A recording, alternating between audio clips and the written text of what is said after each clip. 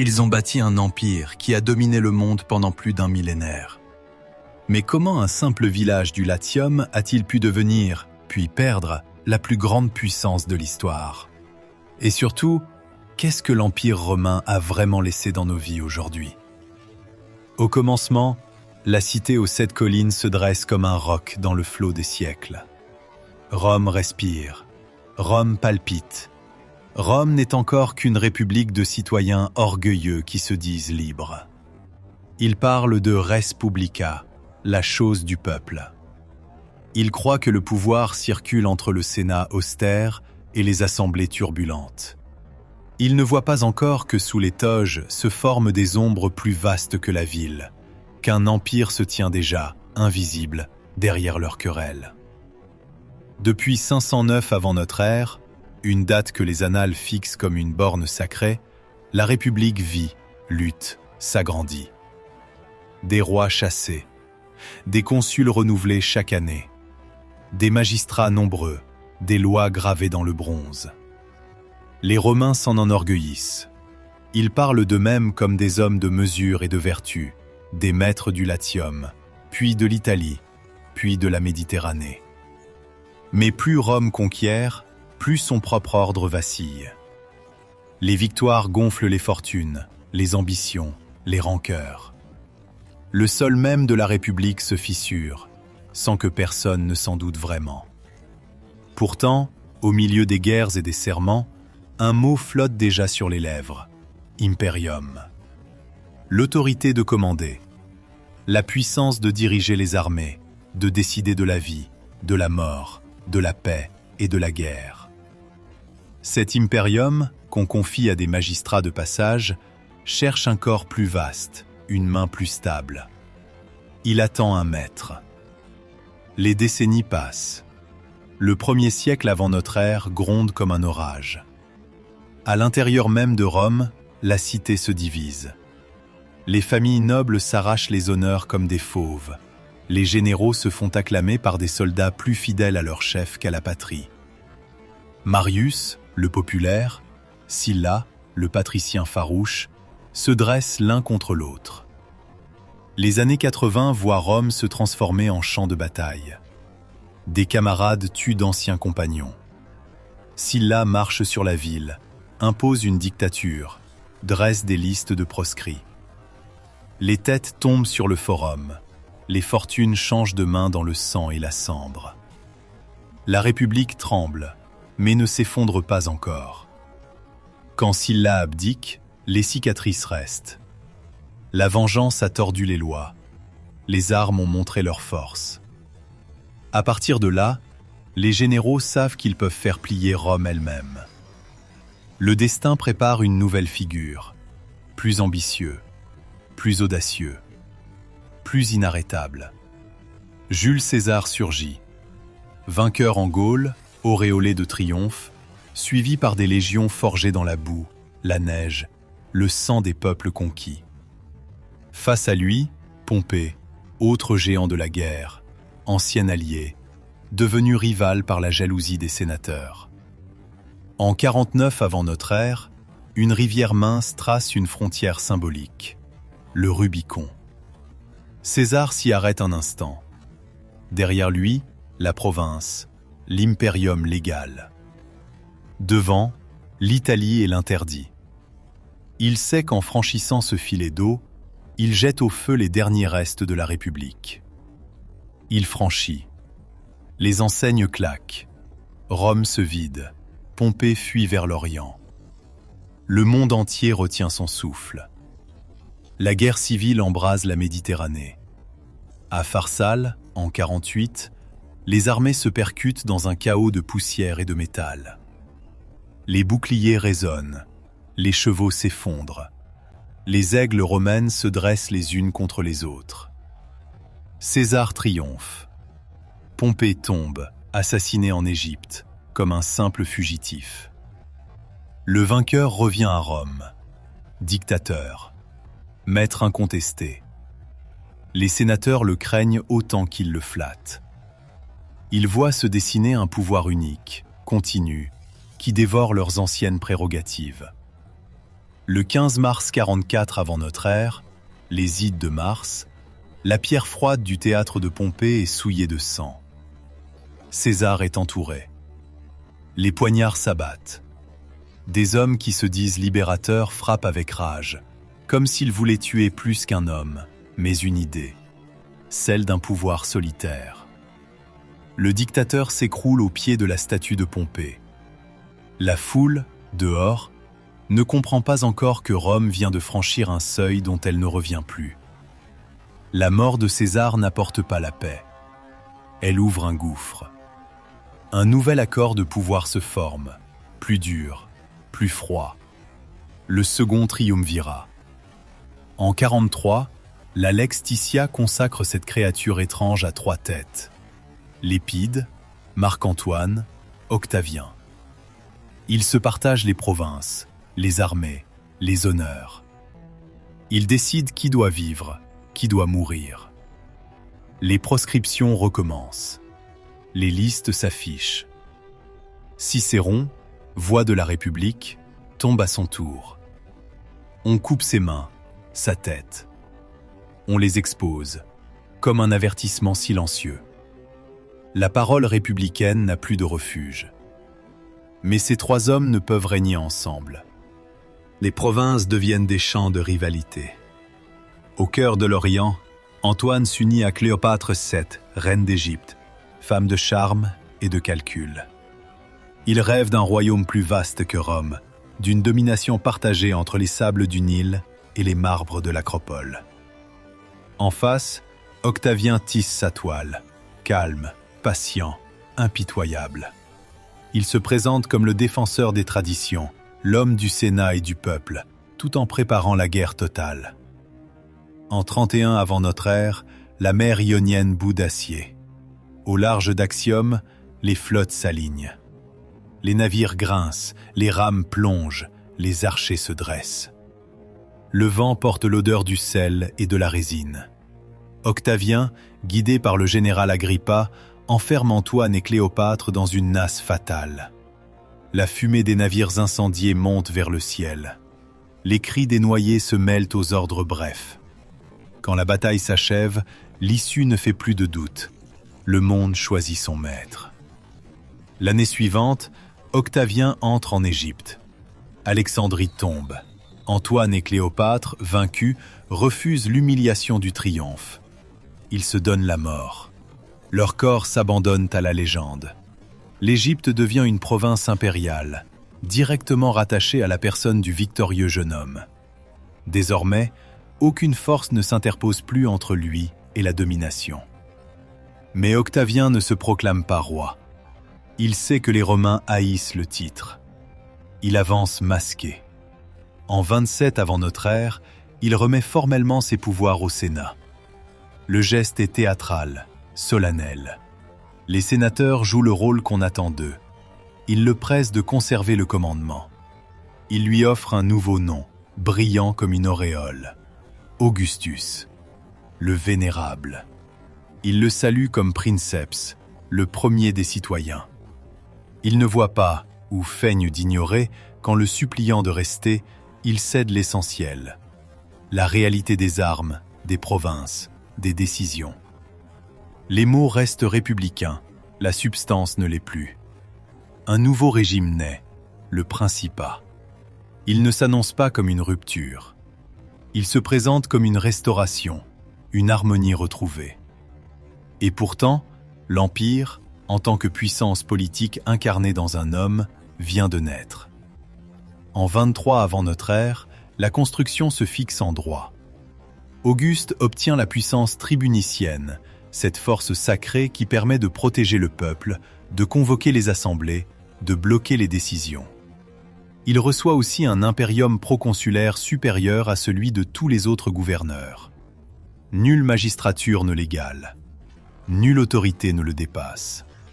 Sans couronne, sans sceptre royal, il tient pourtant dans ses mains les fils de tout l'Empire. Le princeps régnera comme le centre invisible d'un immense réseau. Sur les provinces où stationnent les légions, là où grondent les frontières, il détient l'impérium direct. Il nomme les légats qui gouvernent en son nom. Il choisit les préfets, les hauts responsables, une partie des magistrats. L'aérarium militaire, trésor militaire, correspond à sa volonté. Les légions obéissent à sa voix. Les frontières reculent ou se ferment selon son calcul. Le pouvoir est désormais un fleuve qui prend sa source en un seul homme. Autour de lui, pourtant, les anciennes formes persistent. Le Sénat siège toujours, entouré de colonnes et de statues. Il administre des provinces dites sénatoriales, plus calmes, moins militarisées. Il rend des jugements, vote des senatus consulta, entretient la mémoire des anciens. Les consuls continuent à donner leur nom à l'année. Les préteurs, édiles, questeurs tiennent leur rang. Mais derrière la façade, les leviers réels se déplacent. Les magistrats passent, le princeps demeure. Dans les provinces, une administration plus fine se tisse. On distingue les terres confiées à des proconsuls, représentants du Sénat, des zones confiées aux légats d'Auguste propréteurs ou à des préfets. On dresse des cadastres, on compte les hommes, les champs, les troupeaux. En Égypte, en Gaule, les recensements fixent la matière de l'impôt et du recrutement. L'Empire se regarde lui-même, se mesure, s'organise. L'ordre équestre, jadis simple catégorie de fortune, devient un vivier de serviteurs de l'État. Des chevaliers gouvernent l'Égypte, veillent sur le prétoire, surveillent les finances. Une nouvelle noblesse de fonction s'élève, attachée non à la cité, mais au prince. Pour soutenir cette structure, il faut une armée sans égale. La Légion romaine, masse compacte de citoyens, forme la colonne vertébrale. 4000, 5000, parfois 6000 hommes, alignés, disciplinés, forgés par l'entraînement et le serment. À côté d'eux, les auxiliats, ces troupes levées parmi les pérégrins des provinces, se tiennent en complément. Ils cavalent, tirent à l'arc, manient la fronde. Après 25 années de service, ils reçoivent souvent la citoyenneté. L'Empire, par l'armée, transforme les étrangers en Romains. Les mers ne restent pas muettes. Des flottes, les classis de Misène et de Ravenne, veillent sur le cœur de l'Italie. D'autres escadres gardent le Rhin, le Danube. Le lac Méditerranée devient un espace intérieur, sillonné par les navires de guerre et de commerce, où Rome impose sa loi. Sous Auguste, les frontières se déplacent. L'Égypte, déjà conquise, est intégrée, verrouillée, traitée comme un domaine particulier du prince. En Gaule, la conquête césarienne est digérée, structurée. Lugdunum, futur Lyon, devient un centre, une capitale provinciale. Les Gaules se divisent en régions, lyonnaise, Aquitaine, Belgique. Les élites locales, tour à tour inquiètes et fascinées, apprennent à vivre sous la loi romaine. Quand la révolte de Julius Florus et Julius Sacrovir éclate en 21 après notre ère, elle est durement réprimée. La leçon est claire. Rome tolère les particularismes, non les sécessions. Plus loin, en Hispanie, en Illyrie, en Pannonie, en Mésie, les routes romaines s'enfoncent dans les vallées, gravissent les montagnes. Les garnisons se posent comme des clous de fer. À l'est du Rhin, Auguste rêve d'une frontière sur l'Elbe. Les légions avancent, construisent des camps, dressent des ponts. Mais dans les forêts profondes de Germanie, un désastre se trame.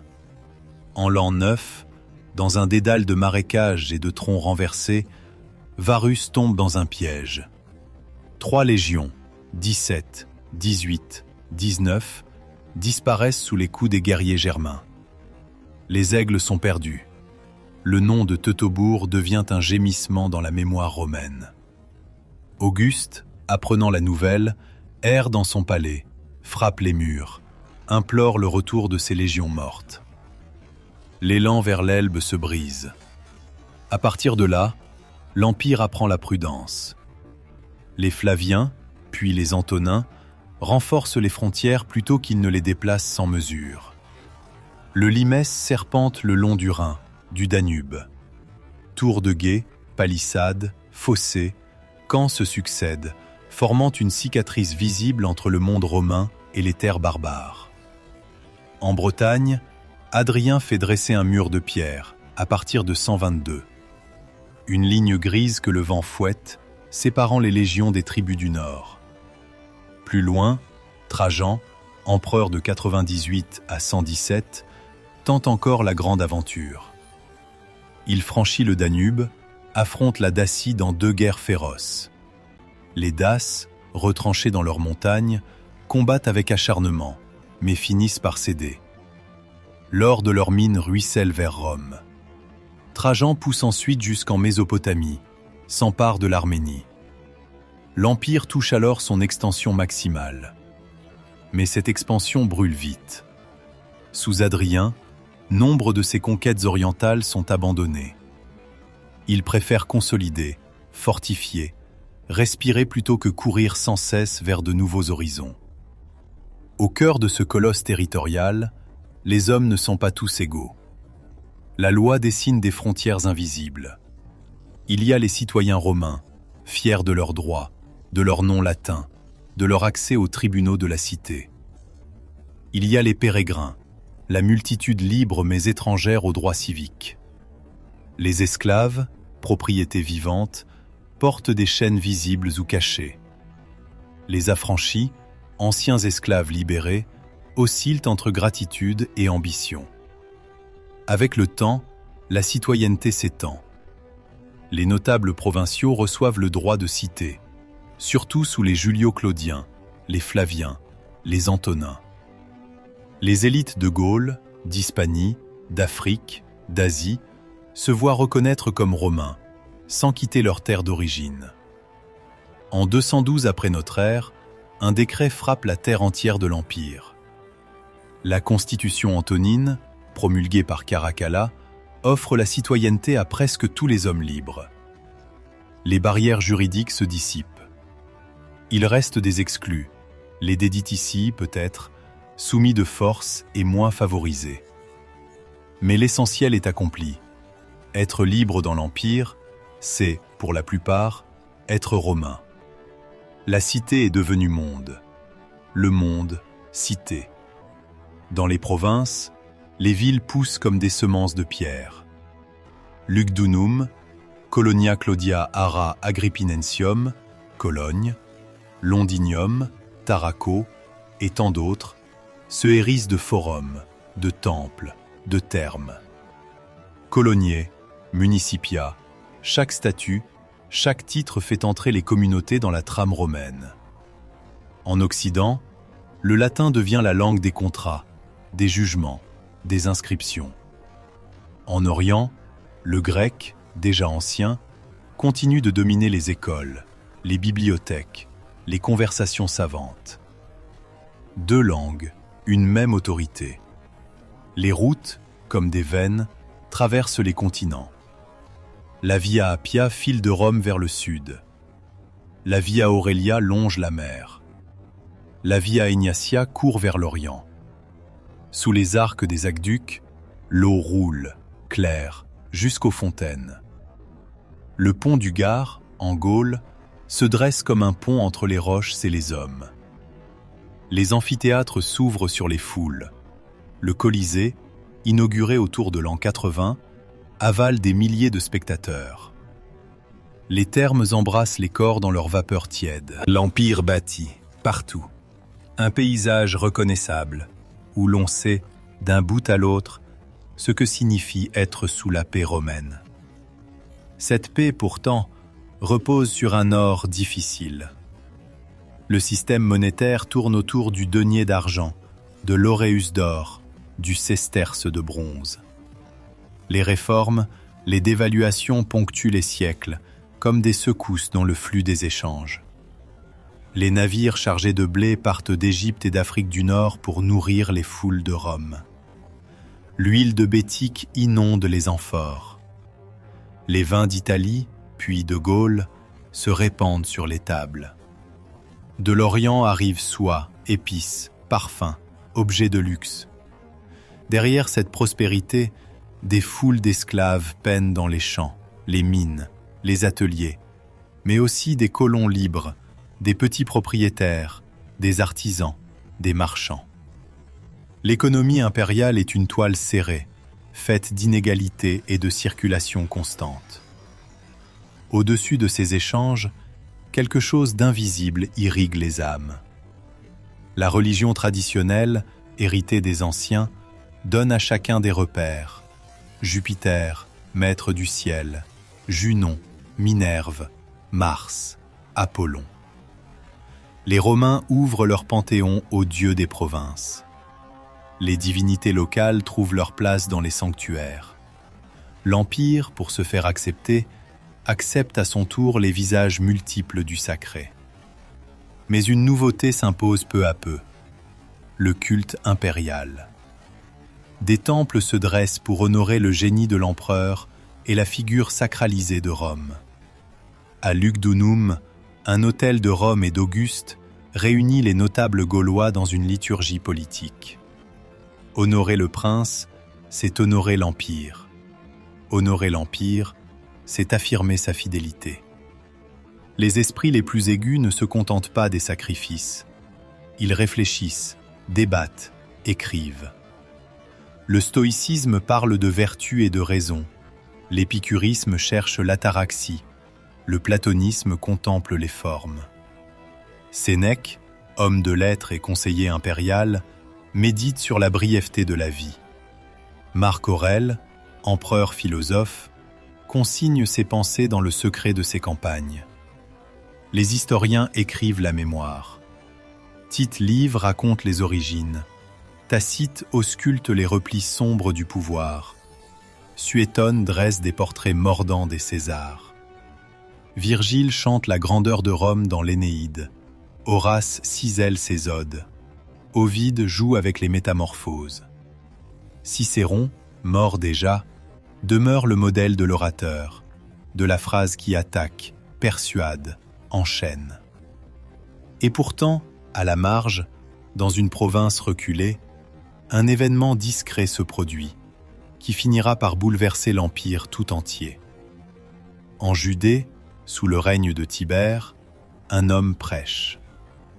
Jésus de Nazareth parle aux foules, guérit, provoque. Ses paroles circulent, ses gestes inquiètent. À Jérusalem, on le condamne. Il meurt crucifié, supplice infamant réservé aux esclaves et aux rebelles. Pour Rome, ce n'est qu'un condamné de plus, sur une colline oubliée. Mais pour certains, c'est le début d'autre chose. Les disciples de cet homme se dispersent dans l'Empire. Ils portent un message étrange, intransigeant, qui parle d'un seul Dieu, d'un salut offert, d'une vie après la mort. Lentement, dans les ruelles de Rome, d'Antioche, d'Alexandrie, de Corinthe, d'Éphèse, des communautés naissent. Des lettres circulent, des récits s'écrivent. Les autorités romaines, d'abord indifférentes, prennent conscience de cette présence nouvelle.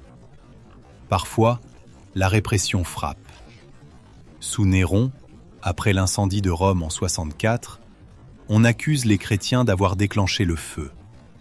Des supplices ont lieu. Tacite, dans ses annales, note leur mort avec un mélange de distance et d'horreur. Pour lui, ce sont des gens superstitieux. Pour d'autres, ils sont déjà les témoins d'une foi qui ne pliera pas. Ainsi, tandis que l'Empire romain naît, se structure, s'étend, trois dynamiques s'entremêlent sans que personne ne puisse les dénouer. La première est celle du pouvoir, qui quitte les mains des citoyens pour se concentrer dans celle d'un prince, d'abord Augustus, puis une lignée d'empereurs. La seconde est celle de la terre, qui, des collines du Latium, s'étire jusqu'aux sables d'Afrique, aux forêts de Germanie, aux montagnes de Dacie, aux villes grecques de l'Orient. La troisième est celle des âmes, qui, de Jupiter au Christ, cherchent dans le tumulte des conquêtes un sens qui dépasse les victoires. Sur les forums, les statues des empereurs brillent au soleil. Sur les marges, les soldats veillent derrière les palissades du Limès. Dans les ateliers, les artisans frappent les pièces d'or et d'argent au profil du prince. Dans les écoles de rhétorique, les jeunes apprennent les discours de Cicéron, sans savoir qu'un jour, la langue même qu'ils prononcent changera de rôle. Dans les catacombes, certains, déjà, prient un Dieu sans visage, en attendant un royaume qui n'est pas de ce monde. L'Empire romain, au sens politique, n'est pas encore divisé entre Occident et Orient. Pour ceux qui vivent ces siècles, il n'y a que les Romani, un peuple aux 1000 visages, et l'Imperium Romanum, cette chose immense qui pèse sur les hommes comme une fatalité et les protège comme une cuirasse. Rome règne depuis sa propre ville, puis ouvrira un jour une nouvelle capitale sur le Bosphore. Mais pour l'instant, tout converge vers les collines, vers le Sénat, vers le palais impérial, vers le Capitole où brûle le feu éternel. Plus tard, bien plus tard, on fixera 476 comme la fin de l'Empire d'Occident, avec la déposition d'un jeune empereur au nom dérisoirement symbolique, Romulus Augustule. On dira que là s'achève ce qui a commencé avec Auguste en 27 avant notre ère. Mais à l'instant où le Principat s'installe, où les légions marchent, où les villes s'élèvent, nul ne songe encore à la chute. Nul n'imagine que ce qui semble indestructible portera en lui ses propres fractures. Pour l'heure, l'histoire n'en est qu'à son élan. La République a enfanté un empire. Le Principat en est la première forme, encore couverte des habits anciens. Dans les siècles qui viennent, d'autres métamorphoses surgiront. Crise, domination plus dure, divinisation des souverains, division de plus en plus marquée entre les parties occidentales et orientales.